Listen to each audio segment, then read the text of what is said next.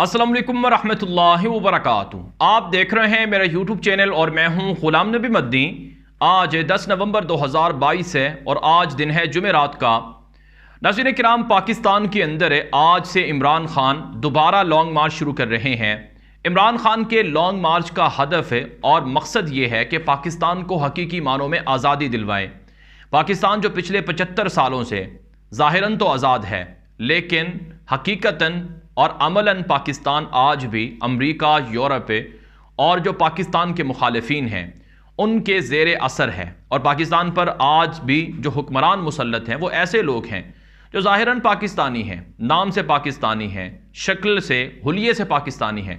लेकिन उनके अफकार, उनके ख़यालात और उनके अफ़ाल और उनके अमाल वो आज भी उन्हीं इस्तेमारी ताकतों की तरह के हैं या वही इस्तेमारी सोच के हामिल हैं कि जिनसे पाकिस्तान के लोग आज भी ग़ुलामी की दलदल के अंदर धंसे हुए हैं। चुनांचे नाज़रीन किराम,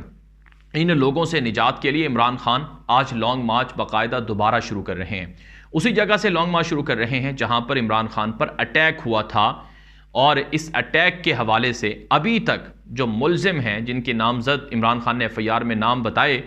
उनके खिलाफ FIR नहीं काटी गई। अब हो ये रहा है पाकिस्तान के अंदर कि इमरान खान अब गले की हड्डी बन गई हैं, हड्डी बन गए हैं, और इमरान खान एक ऐसा कांटा बन गया है कि अब वो इस कांटे को उखाड़ना चाहते हैं, वो इसे ख़त्म करना चाहते हैं, क्योंकि ना तो ये झुकता है, ना ये बिकता है, ना ही ये सौदा करता है,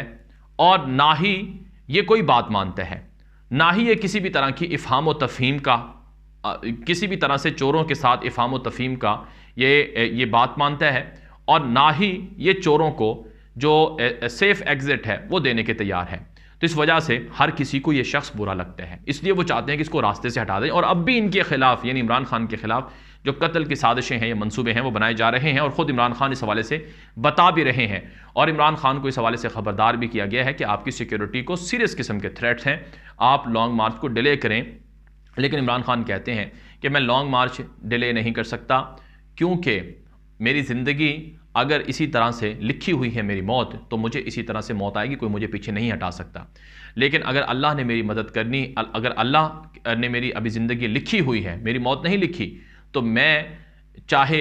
मेरे ख़िलाफ़ कोई दुश्मन कितना ही ताकतवर क्यों ना हो, वो मेरा कुछ नहीं बिगाड़ सकता है। चुनांचे इमरान खान का ये तवक्कुल है अल्लाह पर, और ये भरोसा है, और वो इसी भरोसे के साथ आगे बढ़ रहे हैं। अब नाज़रीन किराम, आज इमरान खान ने अब से कुछ घंटे कबल एक ट्वीट किया है,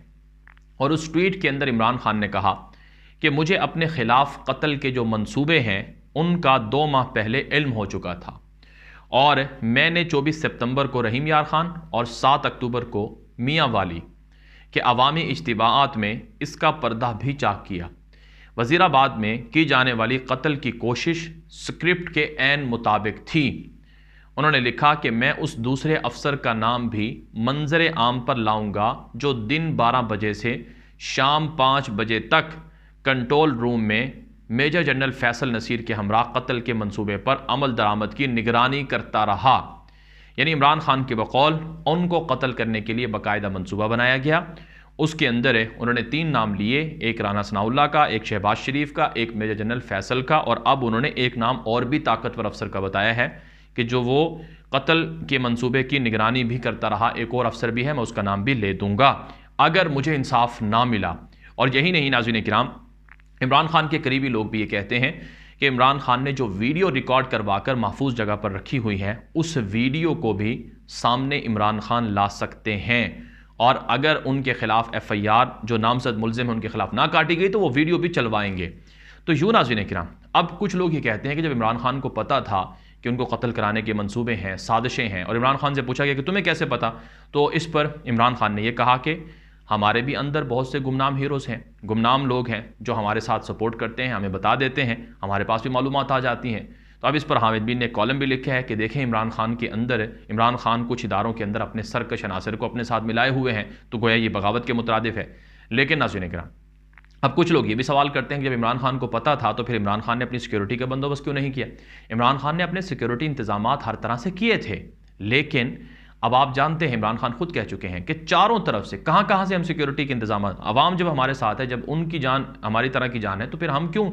उनके दरमियान और अपने दरमियान कोई रुकावटें खड़ी करें। اب یہ تو قاتلوں کو چاہیے تھا کہ ان کے قتل سے دور رہتے، لیکن بہرحال حاضرین اکرام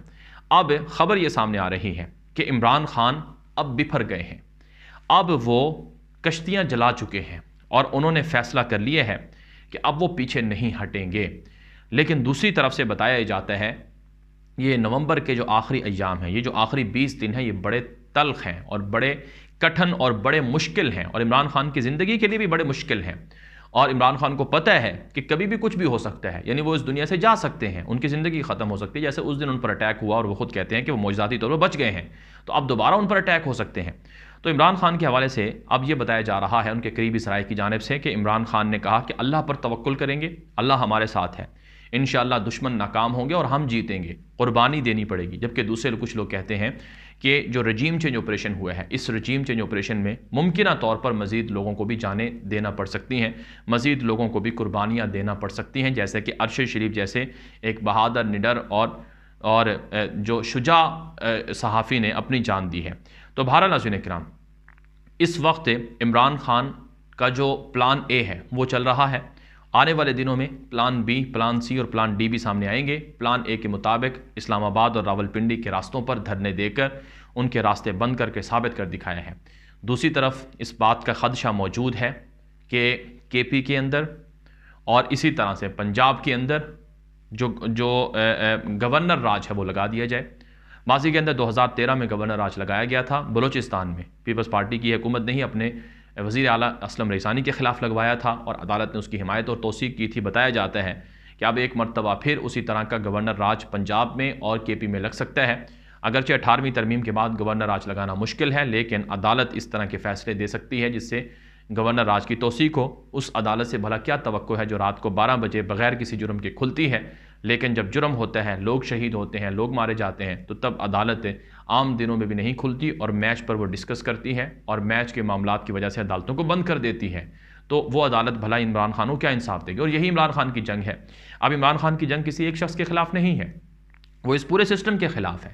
وہ پاکستان کا جو نظام عدل جو 139 نمبر میں سے 130ویں نمبر پر ہے، جو دنیا کا سب سے بدترین نظام عدل ہے، اس کو ختم کر کے وہ عدل و انصاف کی بالادستی چاہتے ہیں، رول آف لا چاہتے ہیں۔ وہ پاکستان جہاں پر طاقتور لوگ طاقت کے نشے میں مست ہو کر فرعون بن جاتے ہیں،